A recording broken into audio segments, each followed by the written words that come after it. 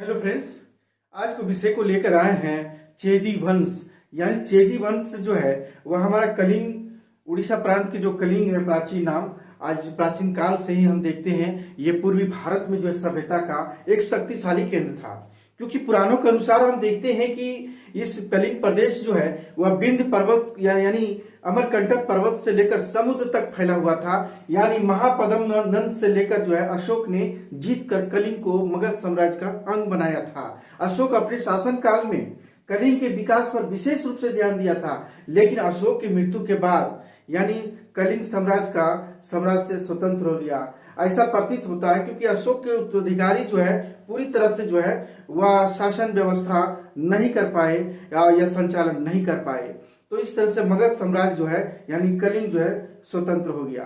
पुराणों के अनुसार जो है हम देखते हैं कि कलिंग क्या है, कलिंग पर मेघ वंश का एक शासन स्थापित हो गया था, पुराणों में कहा जाता है। लेकिन खारवेल के हाथी गुम्फा अभिलेख से ये पता चलता है कि सूर्यवंशी जो है एक राजा वसु के वंशज महामेघ वाहन हुए थे। तो उसी के वंश में हम देखते हैं कि उसी ने ही चेदी या चेती वंश का स्थापना किया था। एक पतालपुरी अभिलेख से पता चलता है कि महामेघवाहन और ये हमारा खारवेल और महाराजा कुदेव ये तीन राजा हुए थे। लेकिन मौर्य युग के बाद जो है कलिंग राजा खारवेल के इतिहास में बहुत ही प्रसिद्ध हुआ, और इतनी प्रसिद्ध हुआ कि उसकी इतिहास के स्वर्ण अक्षरों में लिखा गया उसकी इतिहास।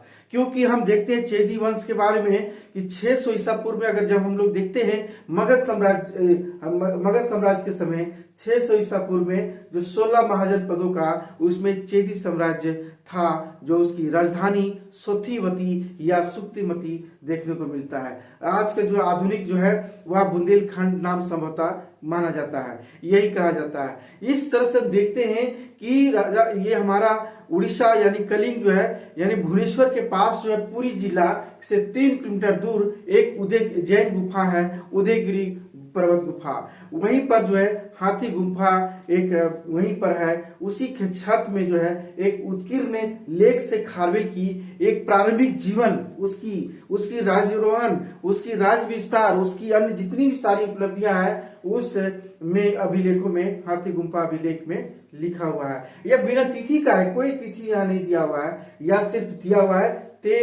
राजा खारवेल के 13 वर्षों तक के शासन काल की घटनाओं का उल्लेख किया गया है। हाथी गुम्फा अभिलेख के अनुसार वहां जो लिखा गया है वह है जन्म से 15 वर्ष की उम्र में क्या बने, युवराज बने, और 24वें वर्ष की आयु में ही जो है वह राजा बने थे या सिंहासन पर बैठे थे। साथ ही जब वह युवराज थे उसी समय जो है लगभग 9 वर्षों तक जो है अपनी प्रशासन कार्यों में जो है सहयोग करते रहा और उसमें भाग लेते रहा। इस तरह से जब उनकी राजाभिषेक हुई उसके बाद जब राजा बने तब उनका विवाह जो है एक ललक हत्ती सिंह के नामक राजा की कन्या से ही जो है इनका विवाह हुआ था, जो उसका प्रधान महिषी के रूप में थी। तो हम देखते हैं कि चेदी वंश क्या है। चेदी वंश में हम देखते हैं कि जो है ये खारवेल के हाथी गुम्फा के अनुसार क्या है, खारवेल हाथी गुम्फा के अनुसार क्या कहा जाता है इसमें इसमें कि यह जो है अभिलेख सूर्यवंशी राजा थे। क्योंकि क्या है, सूर्यवंशी राजा वसु, क्या है वसु का जो है यही वंशज थे। कौन थे, वसु के वंशज मेघवाहन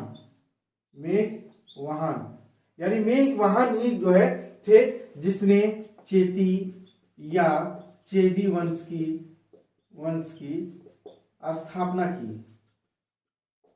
की। एक पतालपुरी अभिलेख से पता चलता है कि चेदी वंश का जो है यानी हमारा जो संस्थापक है महामेघवाहन थे। दूसरा जो है हमारा राजा खारवेल था। क्या था, राजा खारवेल था। तीसरा जो है महाराजा कुदेव था। तो इस तरह से जो है ये हमारा राजा हुए, और ये क्या है, संस्थापक है।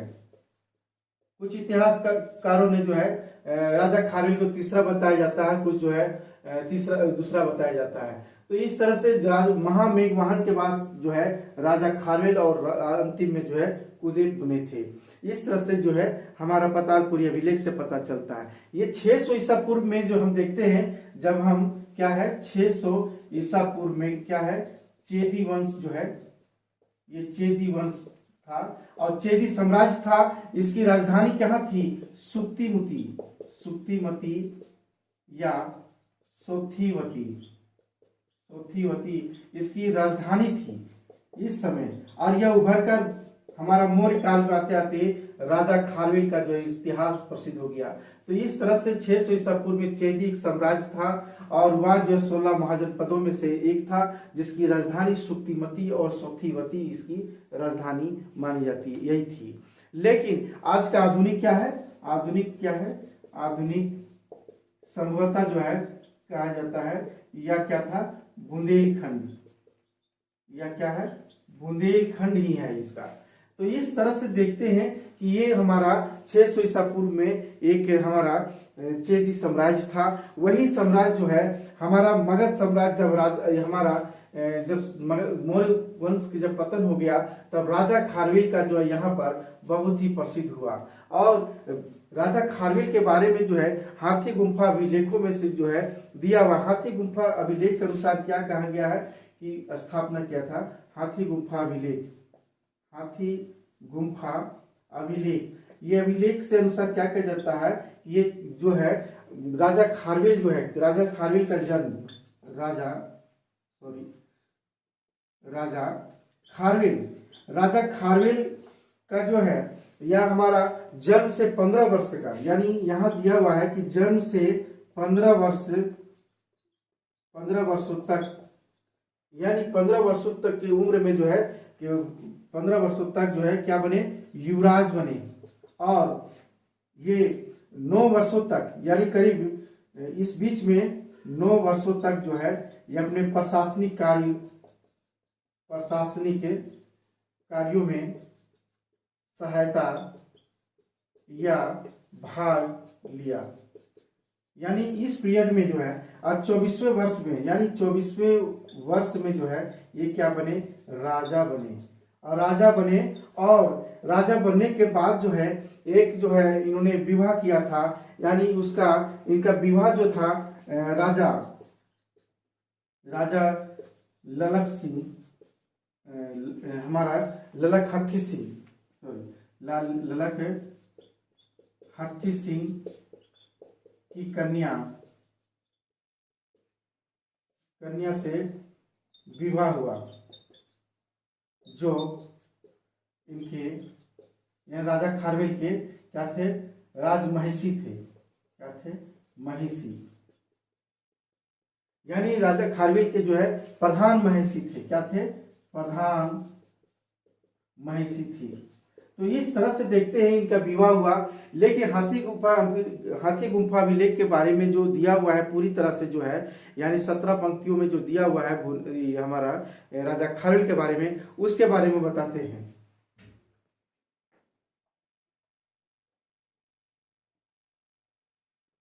तो इस तरह से हम देखते हैं कि प्रथम वर्ष में क्या क्या किए थे, उनकी उपलब्धियां क्या थी, उन्होंने अपने जीवन में क्या किए थे। तो सबसे पहले देखते हैं कि राजधानी जो है कलिंग, राजधानी इन्होंने क्या किया था, राजधानी कलिंग का निर्माण किया था। कलिंग का निर्माण एवं इसका जीर्णोद्धार किया था। जीर्णोद्धार यानी मरम्मत करवाया था। यानी हमारा जो है इन्होंने जो है प्राचीरों की मदद करवाया था। प्राचीरों का मरम्मत करवाया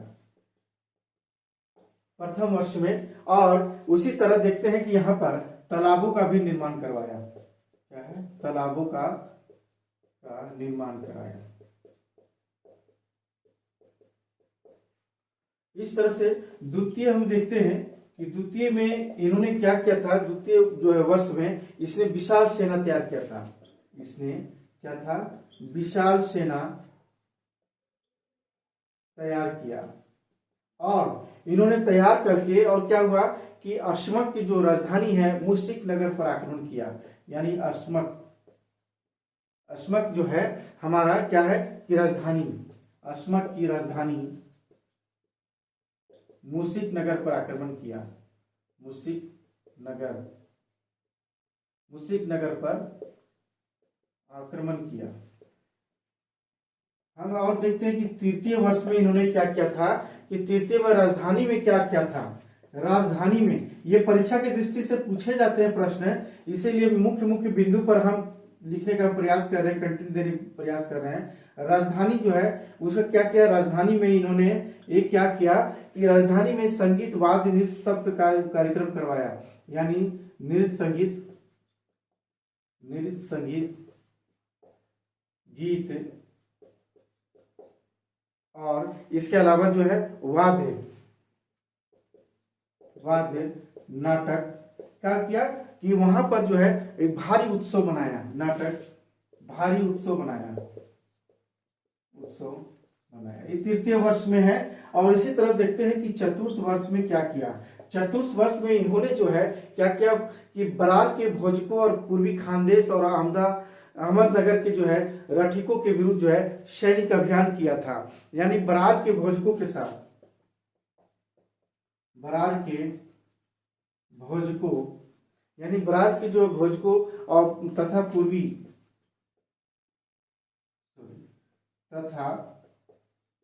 पूर्वी यानी खानदेश जो है, खानदेश और अहमदनगर पर जो है आक्रमण किया। क्या किया, आक्रमण किया, क्योंकि विशाल सेना तैयार किया और उस तरह से जो है अहमदनगर पर जो है विरुद्ध जो है सैनिक अभियान किया रठिकों के विरुद्ध में। इसी तरह हम देखते हैं कि पंचम वर्ष में क्या किया इन्होंने। पंचम वर्ष में जो है सबसे पहले जो है अपने तनुशल्य पथ पर जो है, यानी तनुशल्य पर्वत से लेकर जो है एक नहर जो है अपनी राजधानी ले आया। यानी तनुशल्य से अपनी राजधानी नहर ले आया। नहर जो है अपनी राजधानी तक ले आया, तनुशल्य पर्वत से लेकर वहां ले आया। और इस नहर का निर्माण जो है लगभग जो है 300 वर्ष पहले जो है पूर्व जो थे हमारा मगध के जो राजा थे नंद राजा के द्वारा ही किया गया था। नंद राजा जो मगध का जो था उस समय महापद्म नंद था। तो इस तरह से पंचम। इसी तरह देखते हैं कि षष्ठम यानी छठे वर्ष में इन्होंने क्या किया था कि इन्होंने जो है 1 लाख मुद्रा खर्च करके, और इन्होंने क्या किया था प्रजा को सुखी बनाने के लिए अनेक प्रयास किए। यहाँ तक कि जो है ग्रामीण जनताओं से, शहरी जनताओं से भी जो है टैक्स माफ किए गए, कुछ ऐसे अपने यहाँ पर क्या किए 1 लाख यानी 1 लाख जो है क्या मुद्रा खर्चा किया था इन्होंने। मुद्रा खर्च करके कल्याणकारी कार्य करने के लिए, कल्याणकारी कार्य के लिए यानी जनताओं के लिए यानी जनताओं के लिए कार्य के लिए जनता 1 लाख मुद्रा खर्च करके कल्याणकारी कार्य के लिए जनताओं के टैक्स को क्या किए माफ कर दिए। इस छठे इनका जो है वर्ष में यह था। इसी तरह हम देखते हैं कि 7वें वर्ष में इन्होंने क्या किया। 7वें वर्ष में जो है इन्होंने मछलीपट्टनम को जीता। बहुत ही महत्वपूर्ण है कि मछलीपट्टनम या पट्टम को जीत लिया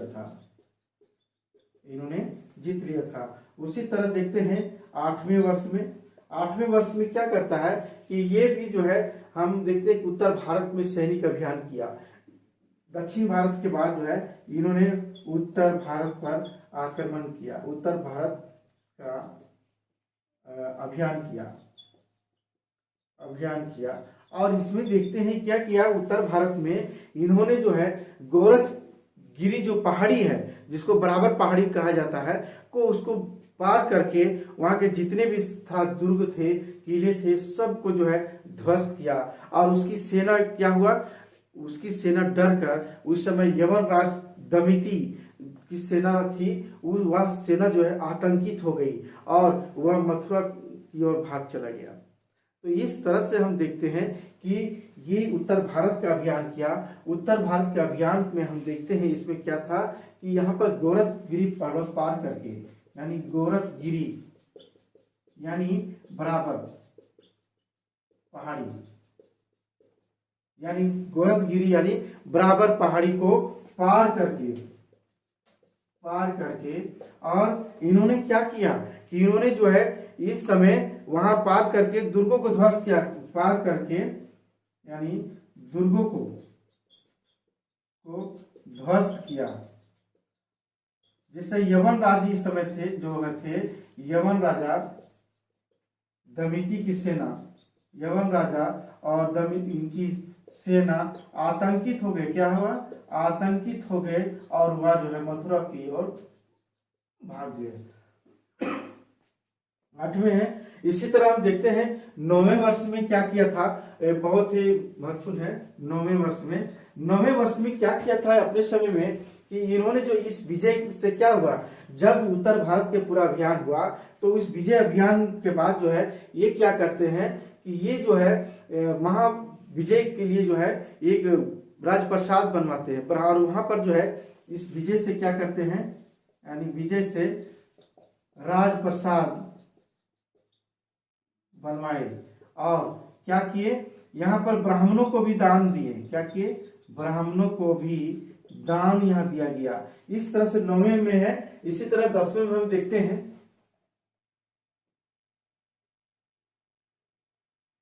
इस तरह से हम 10वें में क्या देखते हैं कि इसमें जो है गंगा घाटी पर आक्रमण किए, कोई विशेष सफलता नहीं पाई। 10वें वर्ष में क्या है, 10वें वर्ष में ये गंगा घाटी पर आक्रमण किए, क्योंकि गंगा घाटी किनारे जितने भी थे सभी आक्रमण किए, लेकिन कोई विशेष सफलता नहीं मिली। क्या हुआ? नहीं मिली। 11वें वर्ष में क्या है, यानी 11वें वर्ष में जो लिखा गया है और क्या है, लिखा गया है कि उन्होंने दक्षिण की ओर आक्रमण किए और वहां पर हम देखते हैं कि इन्होंने जो है एक पिथुंड नगर पर आकर जो है विजय अभियान किया था और वहां उसके जो है किले को ध्वस्त किया। खारवेल ने पिथुंड नगर को जो है कहा जाता है गढ़ोल का हल चलवाया था। यानी दक्षिण अभियान क्या है, इसमें क्या है, दक्षिण अभियान किया और इसमें पिथुंड है। क्या है? पिथुंड, जिसको बोलते हैं मद्रास, यानी पिथुंड के दुर्गों को क्या किया, दुर्गों को ध्वस्त किया। यहाँ पर जो है मद्रास तक आ गए थे, पिथुंड उसी को बोला जाता था। पिथुंड जो है वहां दुर्गों को ध्वस्त किया और ध्वस्त करने के बाद जो है यानी खारवेल ने क्या किया कि वहां पर जो है पिथुंड में क्या किया, यानी पिथुंड में गधों से हल चलवाया,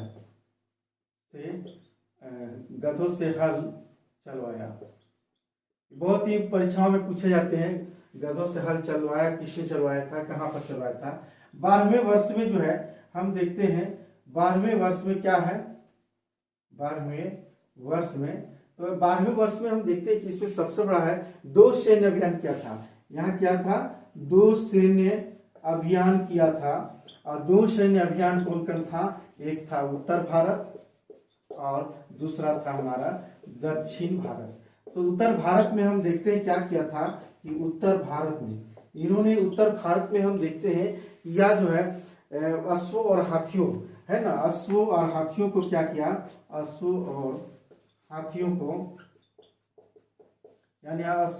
को जो है इन्होंने क्या किया था कि गंगा नदी में स्नान करवाया। क्या? हाथियों को गंगा नदी में स्नान करवाया और स्नान करने के बाद जो है मगध, हम देखते हैं कि मगध नरेश बृहस्पति मित्र जो थे वह पराजित हुए थे। क्या हुआ? मगध नरेश बृहस्पति मित्र क्या हुआ, पराजित हुए। स्नान करने तात्पर्य वहां पर जो है आक्रमण किया और मगध नरेश बृहस्पति मित्र इसमें क्या हुआ, पराजित हो गए। क्या हुआ? पराजित हुए और पराजित हुए।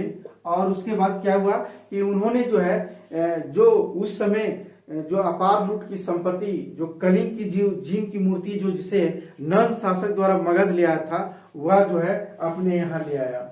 और इसी तरह दक्षिण भारत में हम देखते हैं इन्हें क्या किया, दक्षिण भारत में इन्होंने क्या किया था, जो है पांड्य राज्य पर आक्रमण किया। और पांड्य राज्य आक्रमण करने के बाद जो है वो अधीनता स्वीकार करवाया और उससे उपहार लिवाया, यानी बाध्य किया उपहार देने के लिए। और खारवेल का यह अंतिम अभियान था, यानी पांड्य राज्य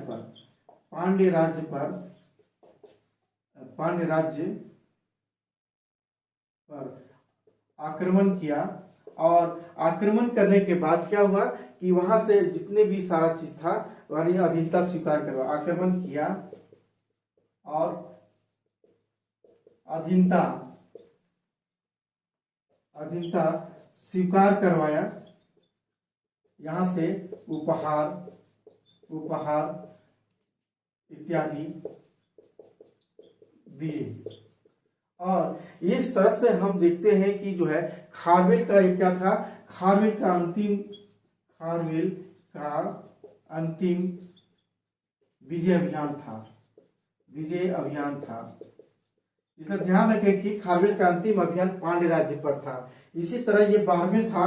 अंतिम में हम देखते हैं कि 13वें वर्ष में क्या था, ये कुमारी पहाड़ी पर जो है, ये क्या था, कुमारी पहाड़ी पर जो है जैन भिक्षुओं के निवास के लिए, रहने के लिए जो है उन लोग, क्योंकि धार्मिक सहिष्णु राजा थे, तो जैन भिक्षुओं के निवास के लिए गुहा विहार का निर्माण किया। भुवनेश्वर के पास जो है क्या हुआ, ये जैन भिक्षुओं के लिए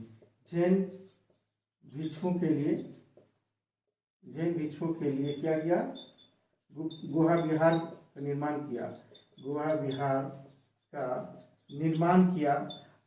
और ये कहाँ है, हम देखते हैं कि यह उदयगिरी और खंडगिरी, क्या है, उदयगिरी और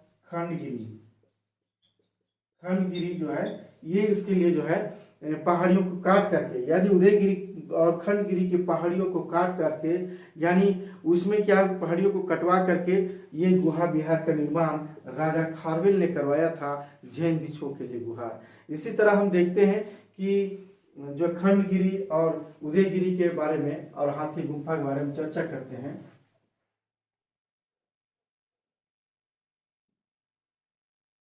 तो इस तरह से देखते हैं कि उदयगिरी और खंडगिरी क्या है, उदयगिरी और खंडगिरी ये दोनों जो है जैन गुफाएं हैं जो राजा खारवेल ने कराया था। यहाँ पर देखते हैं कि उदयगिरी में जो है 19 गुफाएं हैं, क्या है, 19 गुफाएं हैं। और हमारा खंडगिरी में जो है क्या है, 16 गुफाएं हैं। ये क्या है, गुफाएं हैं और ये भी गुफाएं हैं। तो मुख्य जो हमारे गुफा है उसके बारे में हम थोड़ा सा बताने का प्रयास करेंगे कि रानी गुम्फा लेक है ना, रानी गुम्फा लेक हमारा है, इसमें रानी गुम्फा लेक है। और इसके अलावा देखते हैं कि मंचपुरी, क्या है, रानी गुम्फा, मंचपुरी। और इसमें एक और हम देखते हैं कि गणेश गुम्फा, क्या है, गणेश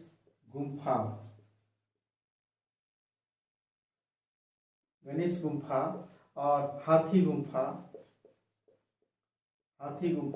और एक और हम देखते हैं व्याघ्र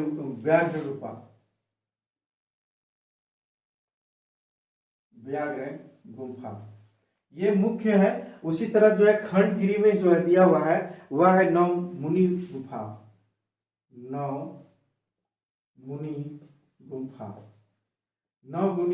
गुम्फा। इसके अलावा देखते हैं देव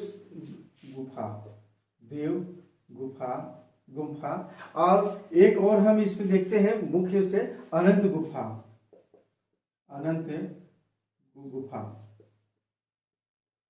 ये देखते हैं। तो सबसे पहले हम देखते हैं कि जो है रानी गुम्फा, ये क्या है, रानी गुम्फा और एक अनंत गुफा, ये दोनों में क्या है, ये दोनों में हम देखते हैं रिलीफ चित्रकला का सबसे सर्वोत्तम जो है कोटि के देखने को मिलता है। इसमें सर्वोत्तम कोटि के देखने के हारनी गुफा और अनंत गुफा में देखने को मिलता है। हम देखते हैं इन गुफाओं का जो है निर्माण में कलिंग के जो चेदी वंश के जो शासक खारवेल है वह ईसा पूर्व प्रथम शताब्दी के हैं, जो ये जो है जैन भिक्षुओं के आवास के लिए ही मुख्य रूप से किया गया था। इस तरह से हम देखते हैं कि रानी गुफा अभिलेख जो है ये रानी गुफा जो है वो सबसे बड़ी है। क्या है ये रानी गुफा? क्या है? सबसे बड़ी है, सबसे बड़ी है। और ये क्या है, इनके जो है इनमें जो है प्रेम, इसमें क्या है, इसमें सबसे बड़ी चीज है कि प्रेम आख्यान पर दिया हुआ है। प्रेम आख्यान तथा स्त्री तथा क्या है, स्त्री यानी प्रेम के बारे में, स्त्री अपहरण जैसे दृश्य यहां पर दिया हुआ है। यानी रानी गुफा अभिलेख में सबसे बड़ी है और इसमें प्रेम आख्यान तथा स्त्री अपहरण जैसे दृश्य अंकित है। क्या है? दृश्य अंकित किया गया है। और इसी तरह हम देखते हैं कि गणेश गुफा, ये गणेश गुफा भी क्या है, ये आखेट के दृश्य इसमें है। गणेश गुफा में क्या है, इसमें आखेट के दृश्य है। आखेट मतलब शिकार करने का जो दृश्य देखने को मिलता है इसमें। और इसमें एक महत्वपूर्ण है कि इसमें वासव दत्ता, क्या है, वासव दत्ता, और इसके साथ साथ देखते हैं उदयन। क्या है? उदयन।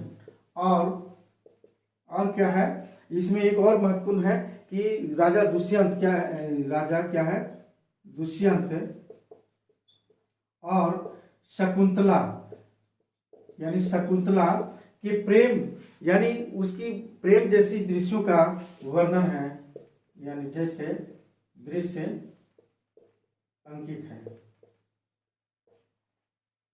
रासा दत्ता उदयन का, दुष्यंत और शकुंतला जैसे दृश्य, उसमें प्रेम का आख्यान का इसमें दिखाया गया है, गणेश गुफा में दिखाया गया है। तो इस तरह से जो है दृश्य जो है अंकित है या उत्कीर्ण किया गया है। पहली बार हम देखते हैं कि डॉक्टर केपी जायसवाल ने जो है 1917 ईस्वी में जो है एक छाया चित्र के द्वारा जो है उन्होंने जर्नल ऑफ बिहार एंड जो है उड़ीसा रिसर्च सोसाइटी में उन्होंने प्रकाशित करवाया था इसका। तो इस तरह से जो है रानी गुफा का और इस तरह से जो है गणेश गुफा का जो है करवाया था। तो हम यह देखते हैं कि सबसे पहले कि इसमें हम हाथी गुफा के बारे में हम थोड़ा चर्चा करते हैं, क्योंकि हाथी गुफा ये तो हमारा जो उदयगिरी खंडगिरी, देखिए उसमें से में जो है हमारा हाथी गुफा है, उसके बारे में थोड़ा सा देखते हैं। ये जो हाथी गुफा अभिलेख है, यह अभिलेख की लिपि है, वह है हमारा प्रथम शताब्दी की है। क्या है? प्रथम शताब्दी ईसा पूर्व का, यानी प्रथम शताब्दी का है। और प्रथम शताब्दी ईसा पूर्व का, ईसा पूर्व के हैं ये हमारा हाथी गुफा। और ये 17 पंक्ति में दिया हुआ है। क्या है? 17 पंक्ति में दिया, पंक्ति में उत्कीर्ण किया गया है। हाथी गुफा अभिलेख में राजा खारवेल का जो भी है 17 पंक्ति में उत्कीर्ण है। और इसमें एक सबसे बड़ी चीज है कि लिपि क्या थी, ब्राह्मी लिपि में खुदा हुआ है। क्या है? ब्राह्मी लिपि में क्या हुआ है? खुदा हुआ है, ब्राह्मी लिपि में खुदा हुआ है। और इसकी भाषा प्राकृत है। क्या है? भाषा क्या है?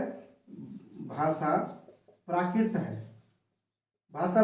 है। और साथ साथ में है जो पाली भाषा से मिलती जुलती है। प्राकृत भाषा है जो पाली भाषा से क्या है? मिलती जुलती है, पाली भाषा से मिलती जुलती है। और इस लेख कहीं अंकित नहीं है, इसमें को जो है कहीं जो है अंकित नहीं किया गया है। इस लेख में तिथि अंकित कहीं नहीं है, इसमें जो है तिथि कहीं अंकित नहीं है, इसलिए कहीं विशेषता कहीं इसकी अंकित नहीं है। और इस तरह से जो है हमारा ये हाथी गुफा अभिलेख जो है, इसकी खोज किसने किया था? इसका खोज जो है हम देखते हैं एक जो है बिशप स्टालिन किया था। क्या है इसकी खोज? यानी हमारा हाथी गुम्फा अभिलेख का जो है खोज, हाथी गुम्फा का खोज किसने किया था, या हमारा स्टालिन ने किया था। क्या था? स्टालिन ने किया था। ये जो है बिशप स्टालिन ने खोज किया था। लेकिन बाद में हम देखते हैं कि जो है ये 1825 में एक वाचन किया था। ये हमारा 1825 में खोज इसने किया था, लेकिन वाचन किया था बाद में जो है इसका जो है सबसे बड़ा हम देखते हैं, देखिए जेम्स प्रिंसेप ने। क्या था? जेम्स प्रिंसेप ने ही जो है इसका वाचन किया था। हम आगे फिर देखते हैं कि 1817 ईस्वी में क्या था कि 1877 ईस्वी में ये जो फिर से देखते हैं कि जनरल कनिंघम ने, क्या था? General Cunningham. और 1877 के बाद हम देखते हैं फिर 1885 में क्या है, 1885 में जो है एक भगवान जो है लाल इंद्र जी, क्या है?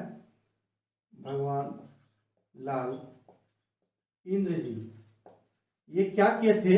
ये दोनों जो है ये सबसे पहले देखते हैं इस लेख का शुद्ध पाठ प्रस्तुत किया था। इस लेख का शुद्ध पाठ किया था, यानी शुद्ध जो है पाठन किया था। और इसमें हम एक और देखते हैं कि राजा खारवेल का सही ढंग से पढ़ा गया। इसी में हम देखते हैं कि राजा खारवेल का को सही ढंग से पढ़ा गया। यानी इस तरह से हमारा खोज बिशप स्टालिन ने किया 1825 में, वाचन जेम्स प्रिंसेप ने किया, लेकिन फिर जो 1877 में जनरल कनिंघम और 1885 में भगवान लाल इंद्र जी ने इस लेख का शुद्ध पाठ किया और राजा खारवेल को सही ढंग से पढ़ा गया था हमारा इस हाथी गुम्फा अभिलेख में। इस तरह से देखते हैं आज की क्लास यही समाप्त करते हैं।